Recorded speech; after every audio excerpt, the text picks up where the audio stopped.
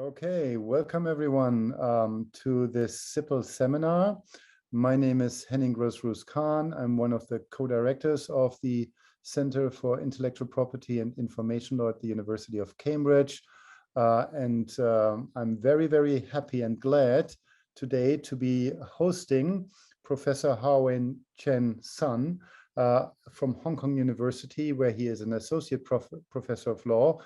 Haochen Sun will talk and present his book on technology and the public interest, just freshly off the press from CUP, looking at intersections of technology and the public interest. I think, at least from what I've seen so far about the book, it's making very sort of acute, important arguments about re-examining the nature and scope of the right to technology, how to protect it under human rights law, internationally, as a collective right under domestic civil law, and potentially even as a fundamental right under domestic constitutional law. So, very exciting topic we're going to be hearing about. And Haochen Sun is been working not only on this sort of topic of interfaces between technology and the public interest, and I guess in that context also intellectual property law. He's looked at various other aspects of intellectual property law, including, for example, co-editing books on the luxury economy and IP, the Cambridge Handbook on Copyright Limitation and Exceptions in a Comparative Perspective. And he is also co-editing books which are about to appear fairly soon. So, for example, on limitations on trademark rights and data sovereignty and the digital Silk Road. So, again, really sort of showing broad scholarship. I'm really interested, Haochen, to hear on this particular topic, but perhaps also to host you in the future once these sort of other exciting works are out. But I think for today, let's focus on the technology and public interest interface. So I guess I'll just hand over to you, and the floor is yours. Thank you. Thank you very much, Henning. Thank you for the lovely introduction, and thank you for hosting today's webinar. So I'm very excited to give the first talk on my book. As Henning just pointed out, this book was published by Cambridge University Press just last month. So I'm very glad to kick off my book talk series at Cambridge University that houses and operates my publisher, CUP. So let me share my slide, or maybe just let me show my book. This is my book. So let me share the slides. I'll be very quick. So as Henning pointed out, this book deals with the intersection between technology and the public interest. And I have been working on this topic for a number of years. And so before I delve into the details of the book, I would like to talk a bit about the background of the book and some information about why I wanted to write about this book. So first of all, I think the current pandemic has given me a lot of thoughts about the importance of technology in promoting the public interest. And so first of all, I think the pandemic has actually taught me a great deal about the way in which technological benefits have been unevenly distributed among members of the public. Access to the internet is one of the best examples. For example, in 2000, around 50 million students in the United States shifted to online education because of the COVID pandemic. And at the same time, you can see that around 10 million of these students had actually no reliable internet access in their homes. So that's about 20% of these students. And this number was quite staggering. And so online education is just a function of the internet. We also have relied on the internet to deal with boredom and even despair caused by the pandemic while we stayed at home, right?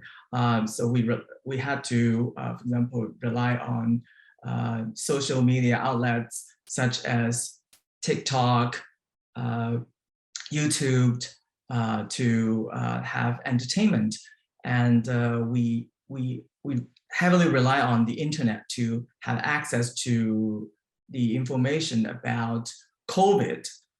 So much of such information has been made only on the internet. So if internet is not accessible to many people, it's actually a matter of life or death.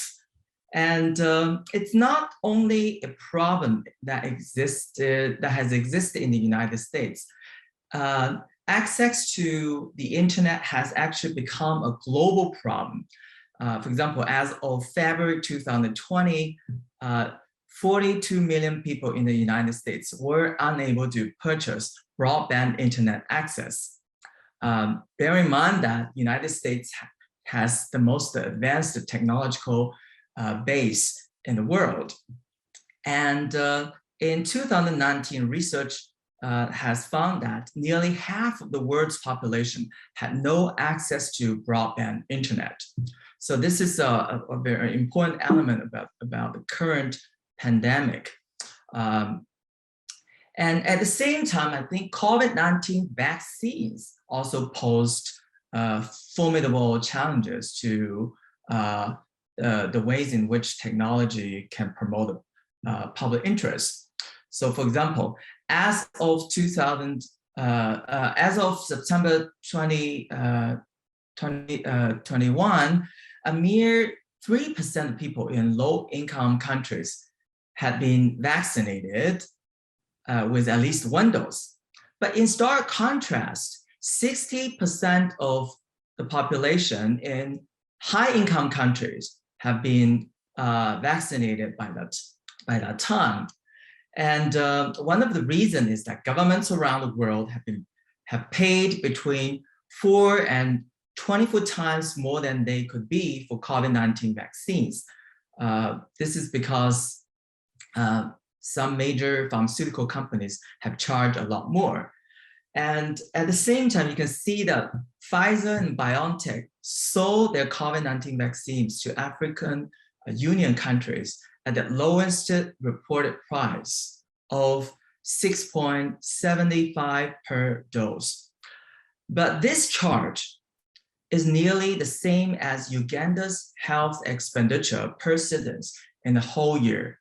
So you can see that this kind of severely uneven distribution of COVID-19 vaccines poses a question about the purpose of technology. Are we applying technology in the public interest, benefiting humanity, or just benefiting just a limited number of the advantaged? And at the same time, I have also been thinking about the irresponsibility of many technological companies. So let me focus on social media companies first. I think for many social media companies, they have obtained powers that have far exceed the responsibilities that they have assumed. So there is a severe asymmetry of power and responsibility. And Facebook is a textbook example. So I think the audience is aware of the massive breach of personal data that Facebook has caused. This infamous Cambridge Analytica scandal has exemplified the ways in which Facebook has been causing such a catastrophe for many of its users. And at the same time, Facebook has been inadequately dealt with fake news that has been circulating on their platforms. This actually, as many of you know, profoundly affected the 2016 US presidential election. So that's no wonder why Facebook has actually been denounced by a judge as a tool for evil in its judicial ruling. And whistleblowers and journalists have actually provided hard evidence demonstrating that Facebook has prioritized profits over the well-being of its users and society. At the same time, if we take a look at tech companies as patent holders, they actually have been abusing their rights too. So this kind of irresponsibility problem is actually very serious when it comes to their role as patent holders. So let's back forward to the beginning of this pandemic in 2020. Labrador Diagnostics actually launched a lawsuit to block coronavirus testing that used its patents. So this lawsuit actually has been denounced as the most tone-deaf IP suit in history.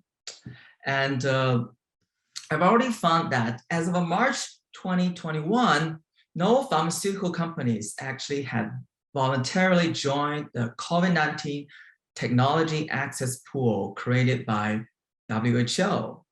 Worse still, some of them have been condemned, have even condemned this so-called CTAP as a nonsense or even dangerous. So you can see that there has been a serious problems caused by tech companies, and the technological benefits have been unevenly distributed. So how shall we deal with this serious problem? So the whole book actually deals with this single question: how can we develop and apply technology in the public interest? So in the book, I offer a rights and responsibilities approach to deal with this intersection. So I don't wish to define the nature and scope of the public interest, because this concept has been really problematic. Philosophers have been dealing with this concept for ages, and still there has been no consensus about the nature and scope of the public interest. So what I offer through this approach is to first of all, to protect the so-called the right to technology, and then to enforce a new concept called fundamental corporate responsibility. So the right to technology, first of all, should be protected as an human right under international treaty systems. And at the same time, it should also be protected as a collective right in domestic laws. And I also have a thought experiment to offer. I argue that this right could also be protected as a fundamental right under domestic constitutions. So this is the rights part. At the same time, I argue that we need to impose and enforce stronger corporate responsibilities upon tech companies. So first of all, we should require them to reciprocate for users' contributions. Secondly, tech companies should assume an active role responsibility, and they also should counter injustices caused by technological developments. So this rights and responsibility approach actually attempts to set in motion agendas for protecting the public interest through developing and applying technology. So this kind of rights in action and responsibility in actions approach, as I will demonstrate a little later, will help us further understand the nature and scope of the public interest when it comes to technology. So let me move on to the rights part. As I said, we should protect the human right to technology in the international system. So this human right actually is not new. It has been existing for nearly 70 years. First of all, the Universal Declaration of Human Rights actually has such a right. It states that everyone has the right to share in scientific advancement and its benefits. At the same time, the International Covenant on Economic, Social, and Cultural Rights also protects this right, but with a little bit different wording. It says that everyone should have the right to enjoy the benefits of scientific progress and its applications. This human right actually, as I discuss in my book, is actually one of the most profound lessons that framers of the Universal Declaration of Human Rights have learned from the Second World War. Framers, or we can call them international leaders, learned that technology must be utilized in the public interest. This is because in the Second World War, weaponry technologies were applied to kill an unprecedented number of human beings, and also caused an unprecedented level of damage to properties. So that was a catastrophe. And but the problem is that 70 years later, since the adoption of the UDHR, this human right actually has become a sleeping beauty, or an orphan, as I argued in my book, in the international human rights system. And you can see that no other human right has received such scant attention. And this human right has remained obscure, dormant, and ineffective. So I have asked many scholars and students whether they actually knew about this right. And very few of them actually told me they actually knew this human right. So that was a very surprising part of this human right. So, so what are the contributing factors?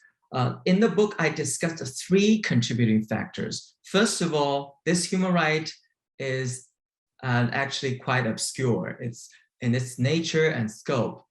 And the ineffective human rights enforcement system, as we know, actually has also led to this kind of a problem. And thirdly, the international community's overemphasis on intellectual property protection has also caused this problem. I'm going to focus on the third factor, given the limited time. And the international community has been, as I mentioned, has been emphasized on IP protection. This is because IP protection system allows the distribution of technological benefits through voluntary transactions based on IP rights. So as you know, IP rights are exclusive rights, allowing rights holders to distribute technological benefits, such as a technical solution to an existing problem to the public.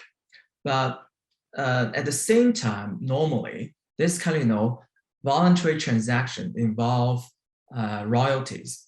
A party needs to seek permission from an IP rights holder and then pay a certain fees, and then the rights holder will allow others, this party, to use the IP asset concerned. So that's why the international community actually, for example, created the agreement on the international protection of IP rights, the so-called TRIPS agreement. And World Intellectual Property Organizations has created new copyright treaties, protect digital copyright. For example, the WIPO Copyright Treaty. In the past few decades, the international community actually focused on this kind of intellectual property protection schemes. And that's why this human right, to a large extent, has been ignored. So how can we resurrect this human right? So in the book, I argue that in order to resurrect this right, we should protect it as a collective right in the international, first of all, domestic law and domestic protection will give this human right a very good point to have it resurrect. Let me quickly talk about the concept of collective rights. I think it's pretty easy for the audience to understand the nature of individual rights, such as property and privacy, because these, every one of us has such individual right? So they protect our personal interest in property or privacy. So these rights are individually held and enjoyed by each of individuals. And at the same time, collective rights function for a different purpose. They protect people's interest in their social membership instead of this kind of their individual interests. So first of all, I think societal rights, demonstrate the importance of social membership and this kind of collective element of rights protection. For example, the right to development has been protected as a collective right. Members of a society or of a country can enjoy collective interest in, for example, in the natural resources that exist in that society or in that country. So they have the collective right to develop such natural resources. So these natural resources are not divided in individual parts to be enjoyed separately by individuals. Instead, they are held in as collective assets for all the members of a society or a country. At the same time, group rights have also been designed to protect certain groups' collective interest. For example, minority groups have enjoyed group rights to their cultural identities, their indigenous resources. So for collective rights, the question largely deals with we instead of me. The me question is for individual rights. So I argue that we should draw on the concept of collective rights to protect the distribution of technological benefits. And so first of all, we can protect societal rights to technology. They promote the collective interest in public freedom derived from enjoyment of technological progress. And so society members' fair share of technological benefits in sectors range from public communication, public health, to public transportation. And these technological benefits are crucial to the provision of the goods and institutions necessary for them to take part in civic life in public spaces. At the same time, I also argue that group rights to technology should be protected. Such rights protect the collective interest in group freedom by allowing group members to take advantage of technological benefits. They also guard against the uses of technology that are harmful to group interests. For example, facial recognition technology has, to a certain extent, be applied to discriminate against certain group of people, for example, based on their race. So certain facial technology recognition technology, they actually, for example, discriminatorily exclude certain group of people. So they would automatically detect that, well, this particular group of people will be more vulnerable to certain kind of detection. And so this is actually harmful to the interest of group of people based on, for example, based on race. And then there are also other group of people, for example, on the basis of gender, on the basis of cultural identity. And thirdly, I also argue that we should protect the fundamental right to technology. And so this is, as I mentioned earlier, this is actually a thought experiment. So let me quickly talk about the concept of fundamental rights. In constitutional law, some liberties are actually so important in the sense that they should be deemed fundamental rights. For example, freedom of expression, property rights, they are normally deemed fundamental rights. For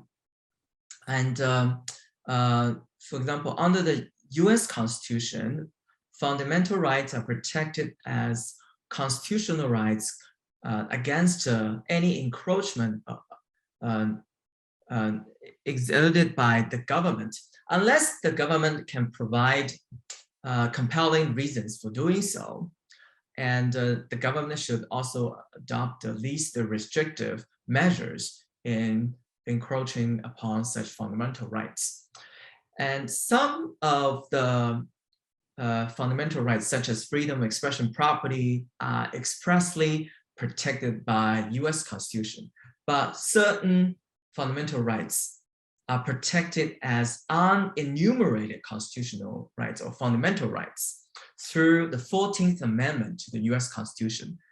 The 14th Amendment states that no state shall deprive any person of life, liberty, or property without due process of law. So US judges have interpreted this concept liberty in the manner that it can accommodate fundamental rights that have not been enumerated under US constitutional law. So some unenumerated fundamental rights. So I want to draw on this concept, liberty, under the 14th Amendment to argue that we can also recognize technology as a fundamental right. And this new right actually entitles everyone to enjoy the benefits of fundamental technologies. So this new right would create a positive rights mandate for ensuring equal distribution of technological benefits. And so what are the fundamental technologies then? So such technology should be deemed as fundamental when it comes to the fundamental interest that citizens may have to the sustainability of their lives and freedoms. So examples include electricity, transportation, telephones, and the internet. So I can't imagine that our life can go without electricity. Public transportation is very important for everyday life. The internet, as I mentioned earlier, is crucially important in our daily life. This point has been clearly demonstrated by the current pandemic. The internet as our 21st century public square, it's really essential. So the internet access is pretty easy for us to understand that this kind of technology is fundamental to the sustainability of our lives and freedoms. But I have a caveat to offer here. We should not protect, for example, people's claim to have luxury cars as a fundamental right, or people's claim to have an iPhone as a fundamental right. That's a wrong point. The fundamental right is designed to protect people's access to, for example, public transportations. From this perspective, government should provide public transportation services, for example, buses. Okay, the government should not be required to provide luxury cars to people. Okay, so just this kind of fundamental technologies should be subject to this new right. So let me move on to deal with the second part of this book that deals with the so-called fundamental corporate responsibility. As I mentioned earlier, the first responsibility is about requiring tech companies to reciprocate for users' contributions. So reciprocity is key to this responsibility. Reciprocity as an ethical norm requires that one should respond to a positive action by another by returning that action proportionally. For example, if a friend gives you a certain favor, normally you should appreciate it in the first place and then return to his favor to a certain extent as you see fit. So this kind of reciprocity will actually promote friendship. I think friendship is the best example about reciprocity. So I think users' contributions actually require tech companies to reciprocate. First of all, users have contributed a lot of content to tech companies. Easy to understand that, right? Facebook, has hosted a lot of content posted by its users. YouTube has been hosting a lot of videos uploaded by users. So these tech companies actually, survive on the content contributed by users. And tech companies also rely on users to earn advertising revenues. I think this is pretty easy to understand. Advertisements circulated through social media platforms actually target users, right? Without users, there will be no advertisements. And users also have contributed a lot of personal data and public data to tech companies in order to promote their innovation. So tech companies' innovation actually draws on such data. So that's the reason why tech companies should reciprocate for users' contributions. And secondly, tech companies should assume an active role responsibility.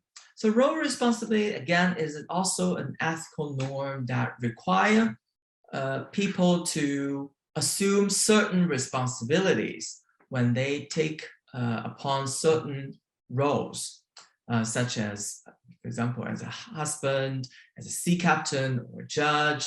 For example, when a person serves as a judge, then he or she needs to make impartial judgments because of that role, right? Okay. So in the book, I identified 3 crucial roles that are played by tech companies. First of all, they play the role of information disseminators. As we know, most of the social media outlets have been disseminating a lot of information, daily news, entertainment information, etc., etc. They also collect information from their users. So this is a pretty obvious, right? Many of users may not be aware of this fact, but personal data is being collected by tech companies all the time, so that they play the role of information collectors. And they also create information through innovative activities. For example, AI technology actually creates a lot of new information for us to discover. For example, diseases that may have exist in human body, how to drive cars without the aid of human contribution. So these kind of the new information generated, let's say, information about innovation is also crucial. So given that tech companies play these roles, they should play such role responsibilities properly. And thirdly, or we could say last but not least, tech companies should also confront injustice caused by technological developments. So social justice actually is a fundamental value in our society. It is intended to minimize the impact of unequal distribution of resources and status discrimination. So this requires, as a fundamental value, social justice requires people to assume certain responsibilities to redistribute resources or change status discrimination. Okay, so this is a responsibility-driven value. If we want to promote it, we need to impose responsibilities upon people. In the book, I demonstrate that technologies have actually caused injustices. We can call it technology-driven injustice. For example, access to technology benefits has become a really serious social justice problem. The access to the internet, as I mentioned earlier, has actually become a severe social problem. For example, half of the global population actually has not had adequate access to broadband internet.